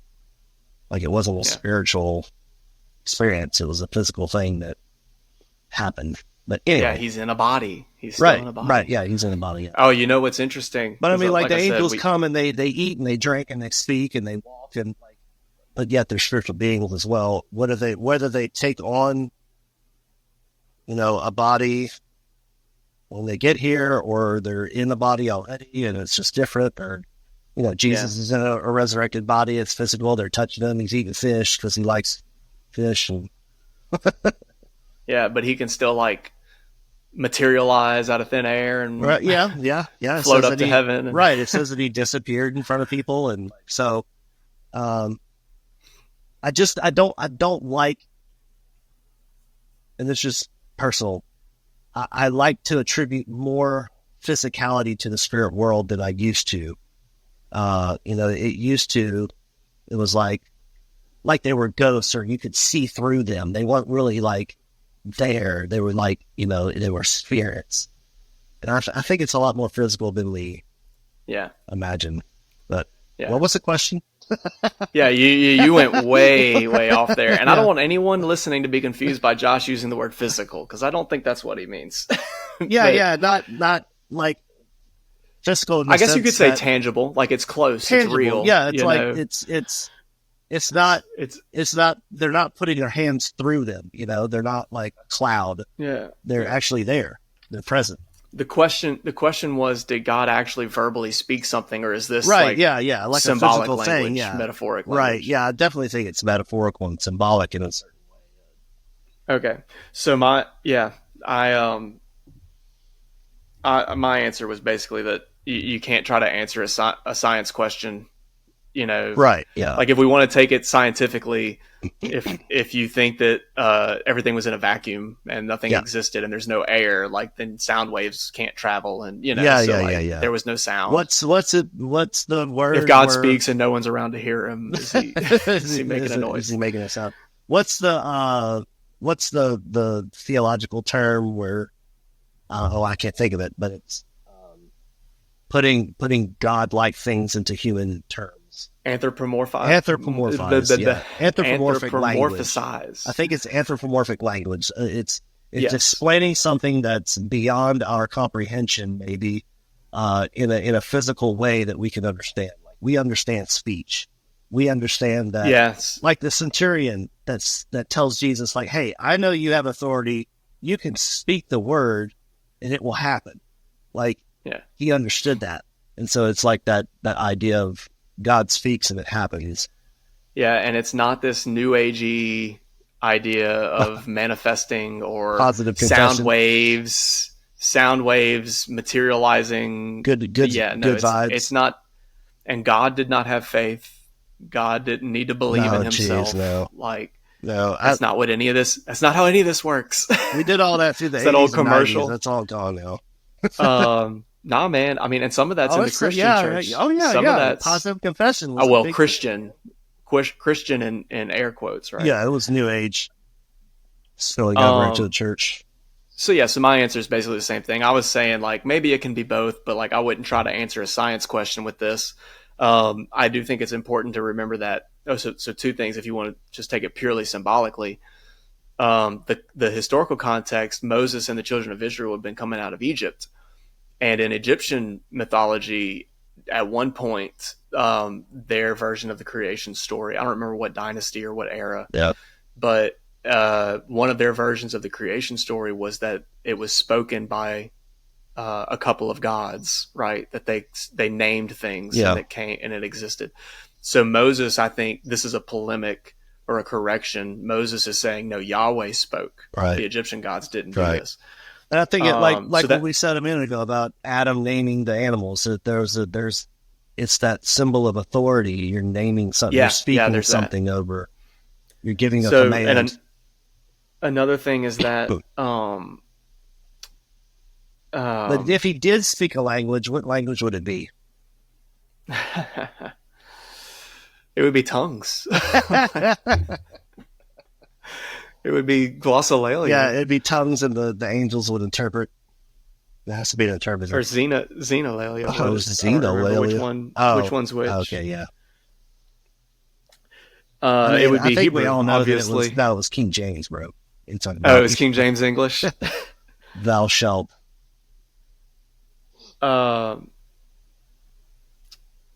Yeah. So anyway. Fun question. There was another thing. Oh, the other thing was there's the Egyptian thing, and there's also that, we understand that the character, like the word of Yahweh and the wisdom of Yahweh, it's personified. Is a title, right? It's a name. The word of God. And the New Testament, the New Testament makes it very clear that God created all things through the Son, and so, so it, we could. This is kind of reading backwards into it. This is like what Dr. Ron Johnson says not to do. But like we can read backward into it and say like, oh, God speaking the world into existence is the second person of the Trinity. That's the Word, you know. So like maybe that's one way to understand it. I'm not saying that's. I'm throwing that out there and seeing if it sticks. That's what we're Right. doing. Okay. What about? Let's Yeah. see. It's Jesus. What about All maybe? right. One more that I'm going to bed. Here's another one about angels. The um a lot of people have an issue with like the origin of evil stuff. Like if angels which we've kind of already addressed this, but like if angels were perfect, how did Oh, Satan rebel? And yeah. and then why was Satan the only one? And like this person said, I struggle with the question of how Satan was able to change and be evil while he was in heaven. Does that mean it could and does that mean it could happen again to somebody else? So like my answer Right. Right. was like Satan was not the only rebel. Like Genesis 6, Genesis 11, there were other Yeah. There's a angels lot. who there were other divine beings who rebelled, and like we already said, Yeah. they're not perfect in the sense that they are immutable and immortal like Right. God is, immutable Right. being unchangeable. So they're not perfect in that sense like God is. They can be blameless, they can be faithful, or they can be unfaithful, Yeah. um, Right. and they can be unrighteous. So they have choice just like humans do. Yep. So yeah, Satan's not the only one. He was just kind of the first one. He's like what we would consider the chief rebel, right? Yeah. Um, and he was envious. That's what his pride was his sin. So like, how can Yeah. that happen in heaven? Well, he was sitting there staring at the throne and said, "I'd like to have one of those," and he started a plot to have his own throne. You know? Yeah. Like we were talking a minute ago, like God is up here and everything else is below. Yeah. He didn't want to be below. Here's another fun I think one. he wanted to be on the same, if not higher. Yeah. Here's another fun one about angels is it says Galatians chapter 1 verse 8, but even if we or an angel from heaven should preach to you a gospel contrary to the one we preached, let him be accursed. As we have Yeah. said before, so I say again, if anyone is preaching to you a gospel contrary to the one you receive, let him be accursed.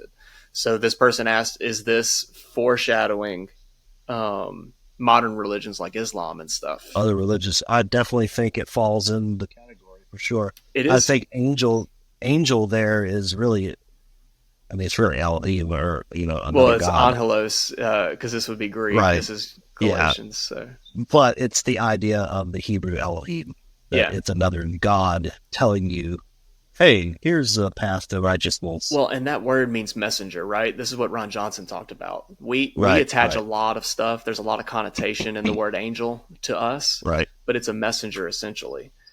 Right. And so Yeah. this is a messenger that's bringing a false message, and he's saying they're accursed. Yep. So yeah, it is interesting to me that a lot of the major cults and movements you see in the world were delivered by Right. angels. Yeah. They're delivered by A lot gods. of people, it would, like it's easy to see like Mormonism, right? Yeah. Mormonism was Yeah. brought to us by an angel, and Right. Islam, a lot of Islam's like this major world religion, but it's essentially a Jewish cult. Like it is an offshoot. It is a rejection of the traditional Jewish belief, and it's its own thing that was given to Yeah. Muhammad by guess what? An angel. Like Right. Right. so they're preaching a different gospel. Yeah. This messenger brought a fake message. And the other Yeah. thing that's a similar there's you can here's how to identify a cult. There's two main points: brought by an angel and They're on TV. yeah, brought by an angel or divine revelation. uh, Um, and then it's polygamy and Kool-Aid. oh, what's the child stuff? What's the Pedophilia. pedophilia, polygamy, and pedophilia? Those are the three things that always seem to happen in cults, and Yeah. I think there's a connection to Genesis 6 and Genesis 11 with that. Like, what have Very they always much. been trying to do? There's always been this weird sexual aspect to Yep. these rebellions, Yep. and a lot of like idolatry, a lot of ritual worship involved. sexual practices. So Yep. Sexual ritual. Yep. it's that rejection of God's order. It's part of that Yep. rejection of God's order, and it's in the body. It's disorder and chaos against your own body. Yep. Like the passage I was reading recently in uh,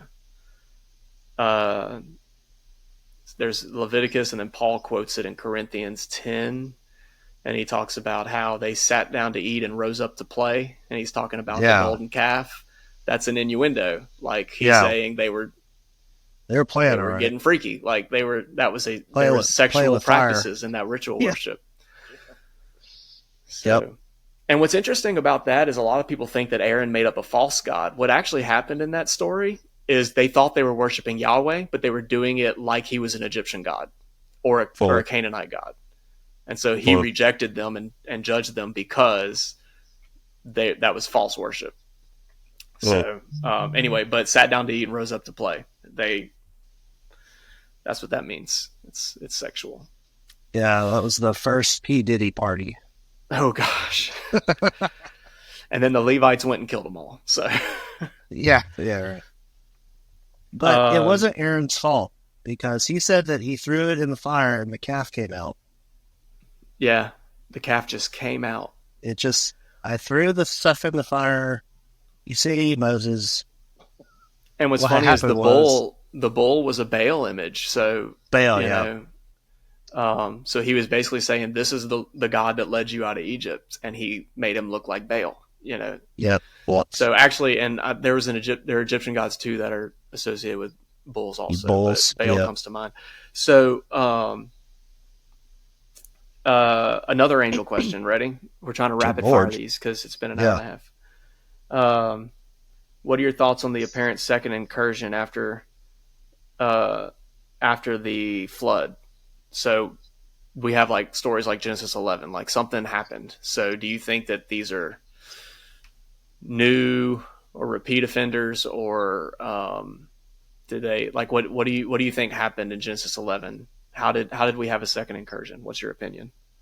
And I do want to say this is speculation. This is going to be opinion. We can give the best educated guess that we can. Yeah, well, I mean, there's only like two options, right? Well, I guess there's a few more, but there's the idea that you talked about how we got giants after the flood. I think that's what this person is asking. All they said was, what are your thoughts on the apparent section incursion from the fallen angels after the flood? Right. Yeah, incursion has to do with them coming down. I mean, do you want me to go first and you can think about it? Yeah, sure. Or you got your answer? Yeah, I mean, kind of, but go ahead. So I think that it's two different groups of angels. What seems to have happened is you had angels come down and mingle with humans in Genesis 6. And if you look at, again, you have to look outside the Bible, but in stories like First Enoch and Jubilees, what happens is you have sons of God who are angels, divine beings, whatever you want to call them, that come down. They cohabitate with human women and have mixed offspring that are giants. Those are the Nephilim. And then there's other terms that they give to like offspring of the Nephilim too. Like Jubilees goes into it. It's really interesting. But so there's like tiers of giants basically. But that first generation is what they called Nephilim. Yeah. And so what happened is in Enoch, we talked about this when we did the Enoch episode, and then Jubilees corroborates this. I think that's the correct word. Yeah. But that God sent Enoch to pronounce judgment against the sons of God, the initial offenders, right? Yeah, the 200. They're forced to watch the Nephilim and the humans go to war against each other and kill each other. The Gigantomachy. Yeah. So humans and giants are teaming up and fighting against each other, kingdom against kingdom, right? Because the giants are ruling over the humans. Yeah. They go and they're killing each other in these bloody, horrible wars, and they all die. And so this is, again, why people talk about, the flood was such a horrible thing. The flood was kind of a mercy because it was the reset. The whole world had corrupted and destroyed itself before the flood.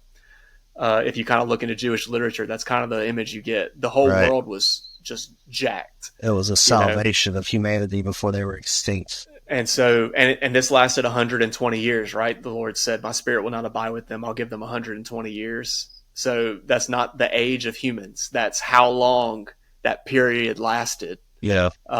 before God removed his spirit. And then you get this decreation story, right? Yeah. The waters and the lands weren't separated anymore, and the water and the sky weren't separated anymore. Like the earth was reset, Back to chaos. Yeah, it was back to chaos. Exactly. When God's spirit is removed, you get chaos. Yep. And he spares Noah. He saves humans by saving Noah from this chaos. So the flood is actually a mercy. The world has already destroyed itself before the flood. Yeah. So the Nephilim and the humans all kill each other, or the Nephilim at least. And then the sons of God, after being forced to watch their sons destroy each other and go crazy, they're sent into Tartarus. They're sent into the pit, into prison.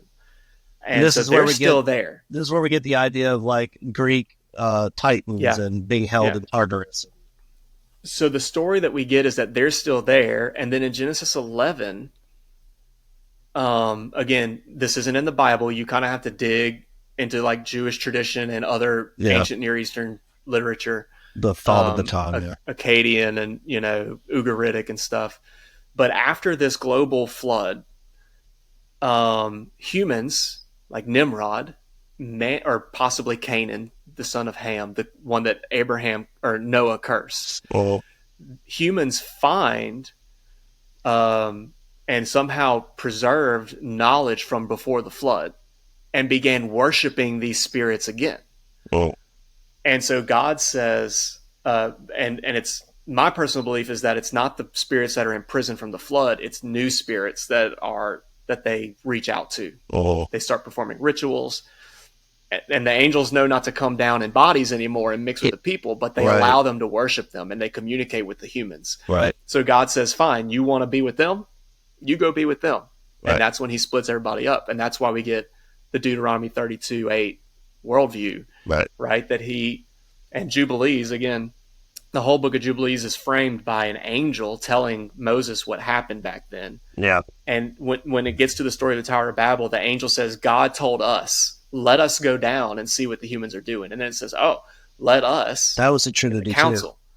Yeah, that's what I'm saying. God uses plural pronouns only a handful of times, and every time he's talking about angels. Well, Jubilees makes it clear he's talking to angels. Right. But that's not in the Bible. Right. So, but he says, the angel that's talking to Moses says, God told us, hey, let's go confuse their language and scatter them. And after he scattered them, he sent a wind to destroy the tower. A rushing mighty wind. A mighty rushing wind. And so what does languages and wind remind you of, huh? Yeah. Acts chapter 2. So that was a reversal of what happened in the Babylon story. So anyway, to answer the question, I think there's two different groups of angels. I think that the sons of God in Genesis 11, that kind of become, like Plato talks about in the Greek literature, the shepherds of men. Yeah. I think that this is a different group from the sons of God in Genesis 6. So you have different bad guys, different rebels. So two incursions. And how do you get Nephilim after the fall? I think that a lot of that is the result of ritual. We talked about witchcraft, like the Baal worship, and like Gilgamesh was 2/3 divine and 1/3 human. That's because like you have a god king as a father, Baal as a god as a father, and then you have a human mother in this ritual participating. Anyway, so we've talked about that before. We'll talk about it again. But anyway, the idea of Nephilim, the idea of mighty men, was these almost superhuman leaders in the ancient world post flood, because they somehow had access to the knowledge of the pre-flood world. And so, they were the demigods, like Hercules. And, like, what is Hercules? He's literally half God. Half God, half human, yeah. So, could do incredible things. That's my breakdown of it. Yeah. So, a lot of people think that the spirits in prison are like the mob bosses calling the shots from behind the scenes. I don't think people are still reaching out to the spirits in prison. I think that there's new players in the field. Yeah. That's just kind of what makes sense to me. I don't know. Obviously, we don't know. But there's other theories of how Nephilim could have prolonged There's a Yeah, second well, like some incursion. people There's the idea that one of the women were impregnated. on the ark, Yeah. yeah, or had Nephilim DNA Right. or The DNA something. could have gotten transferred over somehow. A Nephilim could have been clinging on to the ark, riding the Yeah, wave, and then yeah, once it landed, he like runs away. yeah. But yeah, Well, and you have to, and so the broader picture of this is in the conquest that Joshua leads. Um, all the clans that they annihilate, right? Because people talk about, oh, the Bible's horrible because of the genocide, and God is such a violent yeah, God. He was a war God, you yeah, know. killing all these Well, innocent people. all these tribes. This is, I heard somebody put it this way. It might have been Frank Turek or that other guy that I can't ever remember his name. That like open air preaches at the schools and Cliffs, stuff. Yeah, I think it was Cliff anyway. It was something. probably Turek though. He says, hey, is child sacrifice bad?" And they were like, "Yeah." And he's like, "Should somebody who sacrifices a child maybe be punished for that? Should they be put to death?" Yeah. It's like, okay, Cool. that's what happened. Yeah, that's what they did. And so it's not like he went and he didn't go and kill Joshua and Israel didn't go kill all these innocent people. These were giant clans. Right. They were mixed. They were part of this We culture weren't that supposed to be sacrificed and here. worshiped these gods. Yeah. Um, Again, and you get all these. he's saving humanity. These clans Yeah. are Yeah. they're bloodthirsty. They're not innocent humans. Yeah. They're And bloodthirsty witchcraft warlocks. There was Jewish stories of them being warlocks and being able to change into animals, and they were yeah. shapeshifters, and like they weren't innocent humans like with their little babies. And think of Yeah. the, even those freaking the rings of power are starting to humanize the orcs now, but they're the orcs from Lord of the Rings. They're coming out of the ground ready to eat you. And yeah, Yeah. Well, they probably weren't orcs, but I like the comparison. yeah, compared to that, yeah. Maybe they shapeshifted into orcs. You never know.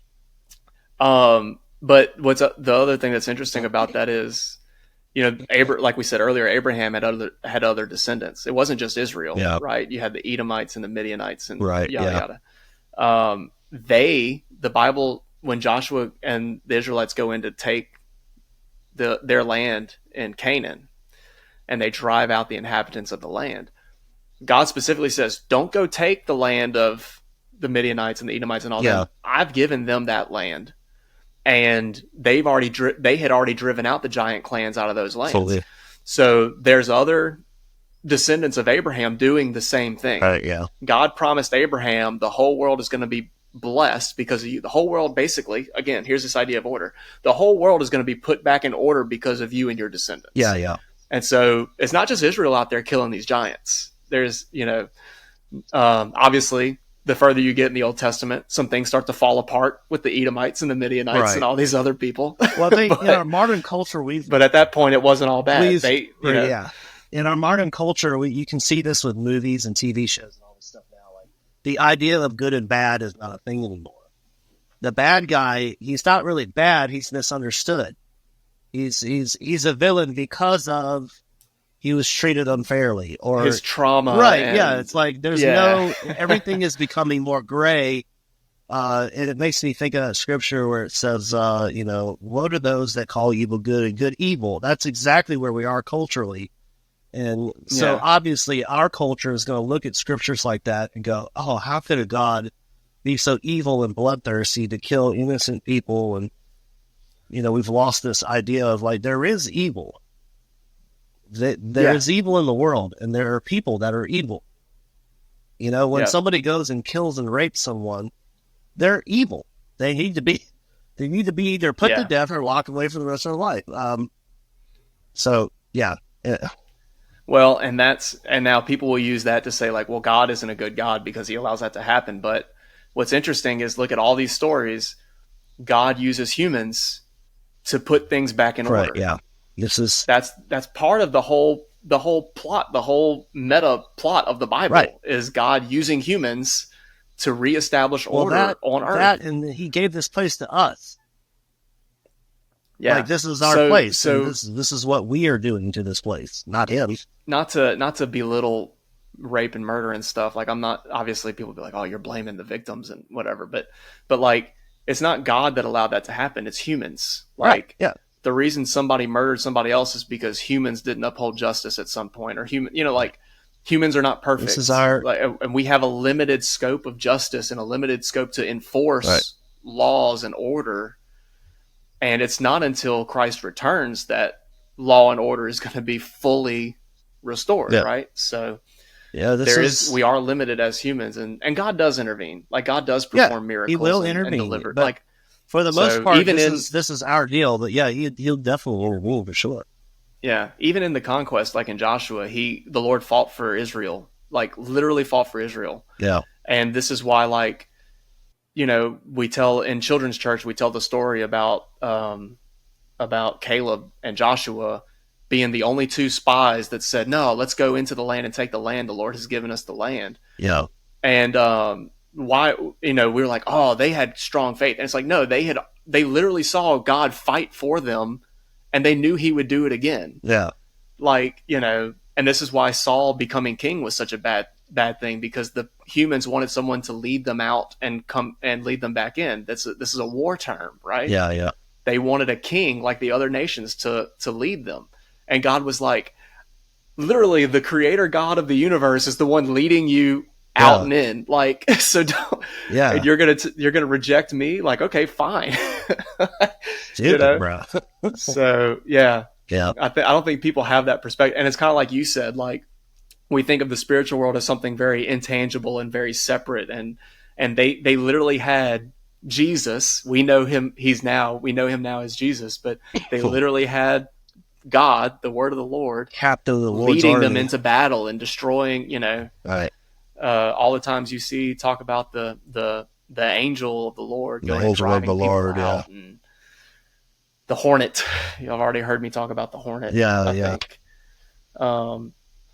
But just to squeeze the gospel in here, because we always end on like a positive note. But another thing that's interesting about the conquest, about the giants and stuff, is that all the characters in the Old Testament that we use as types for Christ, types for Jesus, fought giants. Yeah. Look at Moses, Joshua, David. They all have stories where they fought giants. And so then Jesus comes on the scene, and, the Bible says death is the last enemy to be defeated. So Jesus comes in and says, I'm the one that's going to end it. Yeah. And so anyway, it is, I heard Heiser discuss that one time. Heiser on one of his podcasts, he was saying that it's interesting that all the types for Christ in the Old Testament, Joshua and David, namely in particular, fought against giants. And so it's that symbol that Jesus is the one that comes to put things back in order. He's the one that comes and executes justice and restores humans and restores creation. And so, there you go. There's a version of the gospel you may have never heard before. There's a take on it that Jesus the giant slayer. So, hallelujah. Well, I think we did a pretty good job. Yeah, man.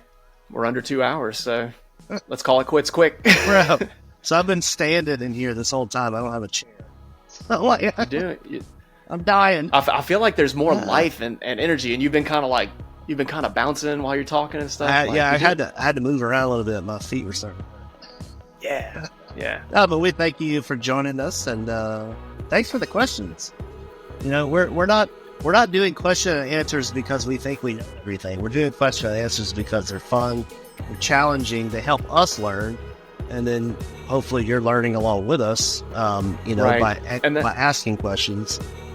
And that's something we established right from the beginning of this podcast, that it helps us learn. Yeah. This podcast is really for us. Yeah. But it's our own but the other thing that we said at the beginning of this podcast is that we're both interested in the ancient Near Eastern context, and we're also interested in apologetics. And there's not a lot of people out there who engage in both, like the giant clans thing. Like, you don't see apologists go and start explaining Nephilim and why Joshua fighting the Nephilim proves that Jesus is God, right? Yeah. Like, you don't, So anyway, trying to combine those worlds, like, that's why we like getting these questions, because the Bible is all this one story that we're part of. We're still living it, right. But Anyway, so yeah. Yeah. Well, thank you, Ryan. I had a good time. Thank you, Josh. I'm glad we finally got to do this. I'm sorry, everyone, that we missed a month, but yeah, we're a month behind. Almost. But maybe we can squeeze another episode in before. Yeah, maybe we can do a bonus one because we didn't even get to all the questions that we had. So dang! All right. Well, yeah, we'll have to do a part 2 one. I've got a whole list here that we could do. So we'll do a bonus episode since we missed an episode. Sounds good. All right, man. Thank you, everyone, for listening. See y'all later. Later.